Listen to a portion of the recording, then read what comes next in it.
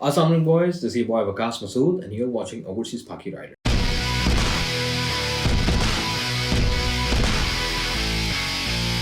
बहुत अरसा हो गया और मैंने अपना लास्ट जो वीलॉग बनाया था पाकिस्तानी पॉलिटिक्स के बारे में, मैंने उसके बाद से बात नहीं की थी पाकिस्तानी पॉलिटिक्स के बारे में, क्योंकि मेरा दिल थोड़ा सा ज़रा जो है वो मुरझाया हुआ था. I wasn't feeling well. I was frustrated, I was upset and I was just thinking कि ये सब क्या तमाशा हो रहा है पाकिस्तान के ऊपर. मगर कुछ मेरे दोस्तों ने और कुछ मेरी टीम ने मुझे फोर्स किया कि आप अपना जो इस करंट सूरत हाल पाकिस्तान के ऊपर चल रही है, जो चल रहा है, उसके ऊपर अपना कुछ एनालिसिस दें. आप अपना कुछ बताएं, अपना क्या आपका फीडबैक क्या है, आपका आपका व्यू क्या है इसके ऊपर, इसका टेक ऑन क्या है इसके ऊपर. सो बहुत सोचने के बाद मैंने सोचा कि चलें ठीक है, मैं थोड़ा सा कुछ रिकॉर्ड करता हूँ अपने ऊपर. जैसे कि आपको पता है, लास्ट क्लिप के अंदर मैंने जनरल बाजवा और अपने इंस्टीट्यूशन से इदारा था बंदियाल साहब का, सुप्रीम कोर्ट, उनको काफ़ी क्रिटिसाइज़ किया था और उनके ऊपर काफ़ी कुछ बोला था. सो although I love my army, मैं पूरा institution, I respect my army, we love it. I mean, ये हमारे खून के अंदर है, हम कभी भी नफरत उनसे नहीं कर सकते, वो हमारे लिए जाने देते हैं.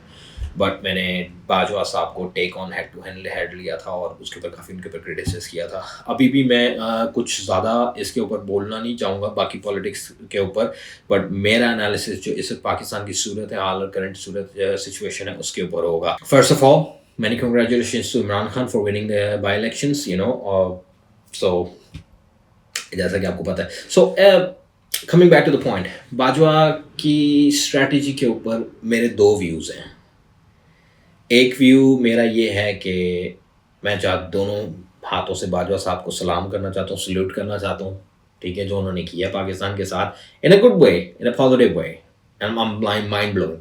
दूसरा व्यू मेरा ये है कि I'm really frustrated and I want Bajwa to leave right away. That's it. How can he go that low? ये हुई है. So ये मेरे दो व्यूज़ हैं. अब सब बात करते हैं सबसे पहला व्यू के बारे में. जैसा कि आप सबको पता है कि पाकिस्तानी एजेंसीज और पाकिस्तानी फ़ौज की बेसिकली जो स्ट्रैटेजी, जो मेरे नज़दीक, जो मेरा एनालिसिस है वो ये रही, देखा मैंने, कि they love the policy of confusion. As long as there is a lot of confusion they are happy.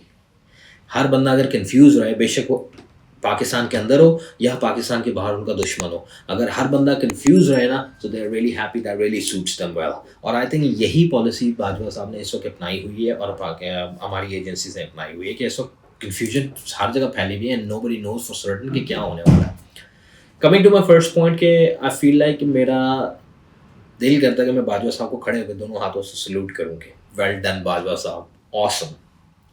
मैं क्यों कह रहा हूँ ये इस बारे में, क्योंकि देखें, eight the end of the day मेरे नज़दीक जब मैंने इस बारे में गौर किया कि जो मर्ज़ी कर लें आप, पाकिस्तानी एजेंसीज और पाकिस्तानी आर्मी और हर पाकिस्तानी फ़ौज के इंसान को, आर्मी एजेंट को पता है कि मुल्क है, पाकिस्तान है तो वो हैं, अदरवाइज़ नहीं है, ठीक है. So I personally think they will not go that far कि जहाँ पे मुल्क कॉम्प्रोमाइज़ हो जाए और उनको सब कुछ ही देना पड़ जाए. Eight the end of the day उनकी जॉब है कि वो हमारी हिफाजत करें, वो मुल्क की हिफाजत करें, जो कि वो बहुत अच्छे तरीके से कर रहे हैं फ़िलहाल, ठीक है.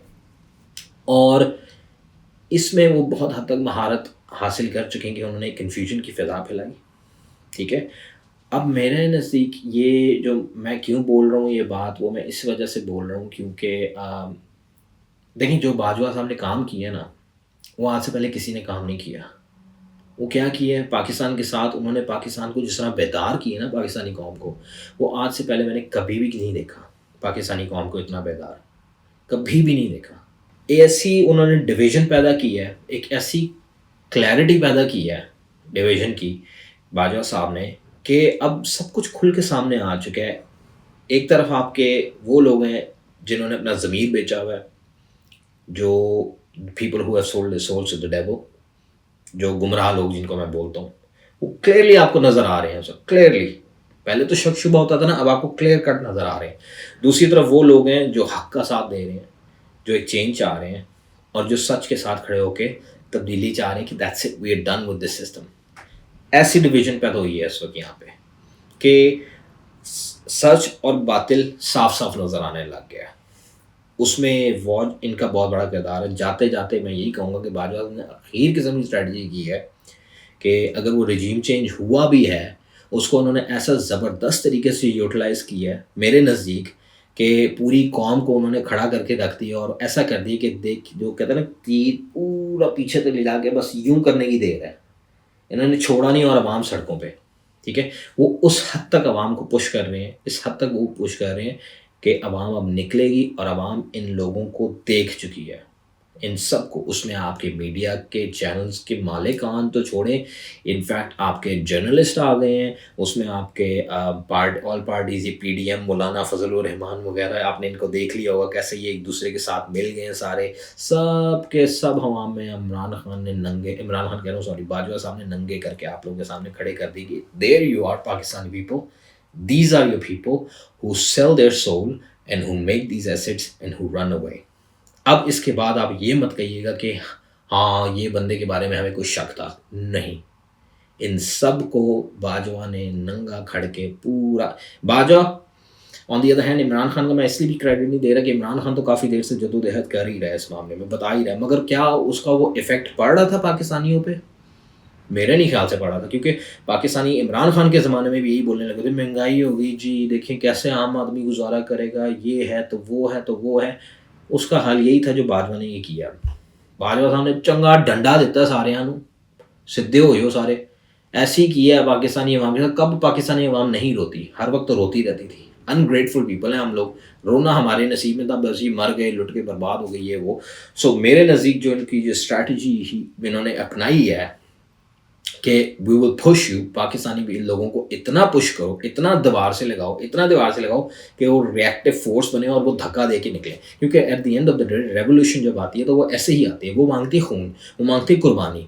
और जब कुर्बानी आपको इसी तरह देनी पड़ेगी कि एक ना एक दफ़ा आपको इस सारे कुर्बानी दे के सिस्टम को ख़त्म करके नया चैप्टर शुरू करना पड़ेगा, नए तरीके से नया सिस्टम लेके आना पड़ेगा। क्योंकि इन लोगों की जड़ें इतनी सिस्टम में घुस चुकी हैं कि ये सिस्टम वैसे चेंज होना ही नहीं था, ये इसी तरह चेंज होना था कि अवाम को बेदार करके आपने उठाना था। और मैं वही बात दोबारा बोलूँगा कि अवाम की जो बेदारी है वो इस हद तक बढ़ चुकी है कि अब बाजवा ने जो किया है, मीडिया के चैनल्स को देख लें, आप PML को देख लें, शहबाज शरीफ, नवाज शरीफ, मौलाना, Zardari, ANP, JUIF, MQM, you name it, all those party, election commission, आपके जजेस, आपके जिस तरह ये बरी हो रही हैं, सारा कुछ है ना, रोडू वगैरह, सब कुछ गंद मिला के, बेशक हमारी बेइज्जती इंटरनेशनली बहुत हुई है, सबको मिला के बाजवा ने एक जगह खड़ा कर दी कि this is what it is. And on the other hand there is another power which is PTI, जिसके साथ पाकिस्तान की ऑलमोस्ट 80 to 90% इस वक्त आबादी है, जिसके बारे में बोल रहे हैं लोग, क्या जो नज़र भी आ रहा है कि वो क्लीन स्वीप करने वाले हैं। तो यही तरीका था कि जो मोबिलाइजेशन बाजवा ने, इमरान खान कर रहा था 25 सालों से, उसको I think icing on the cake Bajwa की वजह से एकदम जो है ना वो हिट मिली है। क्यों? क्योंकि मेरे ख्याल से जो है वो यही इसी तरह होना था, वरना नहीं हो सकता था। इसका एक और पॉइंट मैं ये भी बोलता हूँ कि देखें, जो मेरे नज़दीक में है, मेरा अपना एनालिसिस है कि जब कोविड आया था तो इसको कोविड के बाद एक जब गवर्नमेंट्स ने अपने लोगों को हेल्प करना शुरू की थी, और वो help in a sense of, बहुत सी गवर्नमेंट्स ने बाहर में भी फर्लो स्कीम स्टार्ट की थी कि आप घर बैठे बैठे पैसे लें, आप 90% आपको पैसे मिलेंगे 6 महीने ना साल के लिए, जो भी है, ठीक है। पाकिस्तान में भी इन्होंने किया था। अब एक कॉमन सेंस और एक अंडरस्टूड सी बात थी कि you know what, they will ask that money back, the government will take that money back, the one they have given you. How are they going to do it? That's what I was waiting for. How are they going to do it? They cannot just simply go ahead and increase the tax. That's just going to have too much pressure on it. Okay? They might be able to do it. वो कर सकते हैं, I think so, but only for the people that only उन लोगों के लिए कर सकते हैं जो कि जहाँ पे सोर्स ऑफ लिविंग इतना है कि लोग आराम से गुजारा कर सकें, उनको इतनी तकलीफ ना हो। पाकिस्तानी जैसे मुल्कों में मुश्किल होगा। सो आई थिंक ये जो कमोडिटी सुपर साइकिल आया है पूरी दुनिया के अंदर आया है, सिर्फ पाकिस्तान के अंदर महंगाई नहीं हुई, पूरी दुनिया में महंगाई हुई। और मैं पहले अपने व्लॉग्स में यही बोलता रहता था आप लोगों को कि आप लोग लकी हैं कि पेट्रोल आपका पूरे साउथ एशिया में सबसे सस्ता है। हूँ आराम है उन ठंडे, मेरा ख्याल है उन सुन हुए बने पाकिस्तान, अब इनको पता नहीं लगा, सुन हुए हैं सारे, ठीक है। बट एनीवेज, कहने का मकसद ये है कि ये गवर्नमेंट्स ने पैसा वापस लेना था, आप लोगों से, महंगाई की सूरत में ही लेना, टैक्स वजह से कर नहीं सकते। तो I personally believe, I don't know if it's a myth or if it's whatever, but I personally believe that this is what's happening now. Government आपसे पैसा वापस ले रही है और ये उसके लिए बाजवा साहब ने उस चीज़ को यूटिलाइज किया कि अगर देना ही है, क्योंकि उसको पता था कि अगर ये इमरान खान के होते हुए हमने पैसा इस तरह वापस किया और इमरान खान के होते हुए इस तरह महंगाई कर दी, तो लोग, पाकिस्तानी इमाम जो पहले ही नाशुक्रापन दिखा रही है इमरान खान के ऊपर, वो कभी भी इमरान खान को दोबारा एक्सेप्ट नहीं करेगी। और knowing these people, the culprits, ये माफियाज और कार्टेल जो बैठे हुए हैं, इन लोगों का कोई इंटरेस्ट पाकिस्तान में है नहीं, तो पाकिस्तान दिवालिया हो सकता है। इसलिए इमरान खान को उसने किया साइड पे लेके आए, इन मनूसों को दोबारा, इनकी शक्लें चंगा इनको गंदा किया है, गंदा करके अब आप देख लें इनकी जहाँ जाते हैं ये लोग जलील ही हो रहे हैं, जहाँ जा रहे हैं जलील होंगे, और ये होंगे, इनके मुकद्दर में है, ये गुमराह लोग हैं। मैं इनको कहता हूँ गुमराह लोग हैं। ये वो लोग हैं जिन्होंने अपना ज़मीर बेच चुका है। ये वो लोग हैं जिनके बारे में कुरान भी बोलता है कि हमने इनको ढील दी है, और इनके गुनाह इनकी आंखों में खुशनुमा करके दिखाते हैं हम। ये वो लोग हैं, मैं जैसा बोलता हूँ, मुनाफिकीन, साफ मुनाफिकत नज़र आ रही है इनके ऊपर से, साफ मुनाफिक होती है, इनकी स्टेटमेंट कुछ और है। ये वो लोग नज़र आ रहे हैं। मीडिया के एंकर्स भी आप देख लें, जो मीडिया के लिफाफे वाले एंकर्स हैं, उनके बारे में भी मेरा यही ख्याल है कि वो भी, अब आपको क्लियर डिवीजन नज़र आ जाएगी, ठीक है। तो that's the opportunity probably Bajwa साहब ने पिक की है, इमरान खान को लेके आए हैं गंदा करके, उसके बाद एकदम झाड़ू फिरेगा, नया सिस्टम आएगा, and thank you very much, Bajwa साहब विल रिटायर। तो इसलिए डबल सलूट, बाजवा साहब ने आखिर काम किया। Eight the end of the day, I mean, he is very sharp. क्योंकि अमेरिकन भी जो है ना, वो कभी कभार सोचते हैं रिजीम चेंज ना, जैसा फॉर इंस्टेंस मैं आपको एग्जांपल देता हूँ, अगर कोई कस्टमर है वो आपको बोलता है कि यार ये $2 के अंदर मेरे से ये सारा सामान ले लो, एज एन अमेरिकन, और दूसरे लोग बंदा 2 मिनट के लिए take step back and they like okay, it's too good to be true, how is it possible, ये कैसे हो सकता है। अमेरिकन के साथ शायद यही हो रहा है इस वक्त कि रिजीम चेंज तो कर ली है, पाकिस्तान बार बार वही हरकतें कर रहा है जो अमेरिकन चाह रहे हैं। एट द एंड अमेरिकन वो बैक ऑफ माइंड उनके यही दिमाग में चल रहा है कि यार how is it, how can they be so fool, ये लोग इतने कैसे हो सकते हैं बेवकूफ़, ये ज़रूर कुछ ना कुछ करेंगे, ये ज़रूर कुछ ना कुछ करेंगे। और यही पॉलिसी बाजवा को भी शूट करती है, और बाजवा ने बिल्कुल सही किया कि उनकी बात मान के यहाँ से आवाम को खड़ा कर देना है उसके अगेंस्ट कि भाईजान आप लोगों का ये रिजीम चेंज के इफेक्ट हुए। In a way America is probably thinking यार why did we even do it, why did we even bother it. ये होना है पाकिस्तान के साथ, क्योंकि होना है, ये रिजीम चेंज हो चुकी है, मगर जो इनकलाब आएगा उसके बाद वो स्वीप करके अमेरिका लूज ही करेगा एक तरह का इसको, इस बैटल को। मेरा नहीं ख्याल वो जीत सकता है। ये मेरा वन व्यू था। दूसरा मेरा व्यू ये है कि जो मैंने आपको बोला था कि दुरफेटे मुबाजो साहब आपने क्या किया, पाकिस्तान की जलील व ख्वार होकर रह गए हम, ठीक है। बाहर हम किसी को मुंह दिखाने के जोगे नहीं रह रहे। हमारी अदालतें जो हमारे साथ कर रहे हैं इस वक्त, टेक्निकली देखा जाए तो आप ही सारा मुल्क को कंट्रोल करके बैठे हुए हैं, जो बड़े साहब हैं। मुझे नहीं समझ में आ रही कि ये जो नया तमाशा एजेंसीज हैं पकड़ा हुआ कि सबको पकड़ते हैं, उठाते हैं, नंगा करते हैं, धमकियाँ देते हैं फ़ोन के थ्रू, और इन चोरों को ला के मनूसों में बिठा दिए। इलेक्शन कमीशन के बारे में सबको पता है। इंटरनेशनल के रिजीम चेंज जो हुआ ऑपरेशन, उसके सहूलतकार आप खुद बन गए हैं और आपने खुद किए। और पाकिस्तान के अंदर जो लोगों का जीना मरना हराम हुआ हुआ इस वक्त, मुझे नहीं समझ में आ रही कि वो लोग कहाँ जाएंगे और क्या करेंगे, ठीक है।